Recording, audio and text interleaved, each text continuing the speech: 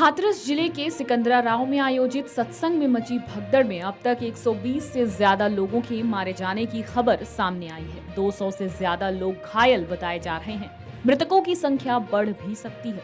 किसी धार्मिक कार्यक्रम में इतनी बड़ी संख्या में जुटने के बावजूद पर्याप्त सुरक्षा इंतजाम न किए जाने पर सवाल उठाए जा रहे हैं। आपको बता दें कि जिस बाबा के सत्संग में ये भगदड़ मची और इतनी मौतें हुई हैं, उन साकार हरि की अपनी फौज है। हल्के गुलाबी रंग के पैंट शर्ट, पुलिस बेल्ट, हाथ में लाठी और सीटी देकर हजारों की संख्या में इनके स्वयंसेवक कार्यक्रम स्थल और सड़कों पर चप्पे चप्पे पर तैनात रहते हैं। एक नजर में देखने पर ये होमगार्ड जैसा कोई अनुशासित बल दिखाई देता है। बड़ी संख्या में महिला स्वयंसेवक भी तैनात रहती हैं। इनकी भी वर्दी होती है। बाबा की ये लंबी चौड़ी फौज ट्रैफिक व्यवस्था से लेकर पानी और दूसरे इंतजाम देखती है। कार्यक्रम स्थलों पर बाबा की फौज का ये गणवेश आप कई काउंटरों से बिकते देख सकते हैं। कहा जाता है कि इसे खरीदने की अनुमति उन्हीं लोगों की होती है जिसे बाबा चाहते हैं। कई बार ये स्वयंसेवक आम आदमी को कार्यक्रम स्थल के पास से गुजरने से रोक भी देते हैं। प्रशासन भी इन स्वयंसेवकों के भरोसे शायद उतना ध्यान नहीं देता है जितना उसे देना चाहिए। शायद प्रशासन की उपेक्षा और बाबा के स्वयंसेवकों पर जरूरत से ज्यादा भरोसा ने हाथरस जैसे बड़े हादसे को जन्म दिया है। हादसे से हाथरस से लेकर लखनऊ और दिल्ली तक हड़कंप मचा हुआ है।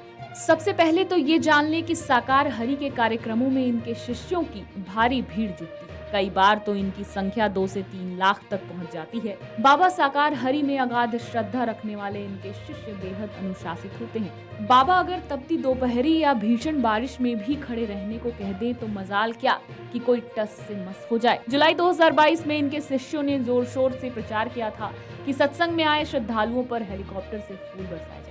अति आत्मविश्वास से भरे बाबा के शिष्यों ने प्रशासन से इसकी अनुमति तक नहीं ली थी। कार्यक्रम स्थल पर हेलीकॉप्टर फूल भरकर तैयार खड़ा था, लेकिन प्रशासनिक अनुमति न मिल पाने की वजह से हेलीकॉप्टर उड़ नहीं पाए। बताया जाता है कि बाबा इस पर आयोजन से जुड़े शिष्यों पर खासे नाराज भी थे। बाबा के बारे में कुछ लोग कहते हैं कि ये यूपी पुलिस में दरोगा हुआ करते। कुछ लोग इन्हें आईबी से जुड़ा भी मानते हैं। इसलिए बताया जाता है कि बाबा पुलिस के तौर तरीकों से परिचित है।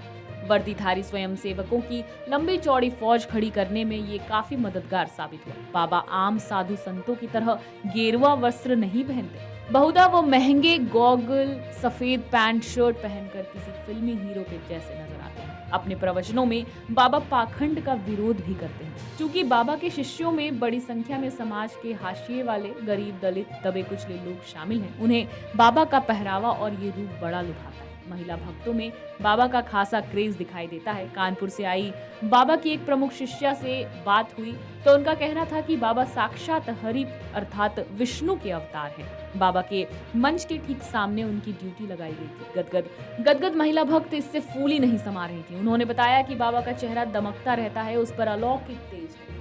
उनके साथ आए कई शिष्यों का मानना था कि बाबा के पास दैविक शक्तियां भी हैं, वो कुछ भी कर सकते हैं। आपको ये भी बता देते हैं कि बाबा के सत्संगों में एक बड़ी संख्या में लोग जुटते हैं। बाबा के शिष्य अपनी ही मस्ती में रहते हैं। यही वजह है कि मीडिया से भी ये लोग दूरी बरतते हैं। दरअसल बाबा के सत्संग के तौर तरीके चूंकि आम संतों से अलग होते हैं, लिहाजा ये लोग नहीं चाहते कि इस पर किसी प्रकार की टीका टिप्पणी हो।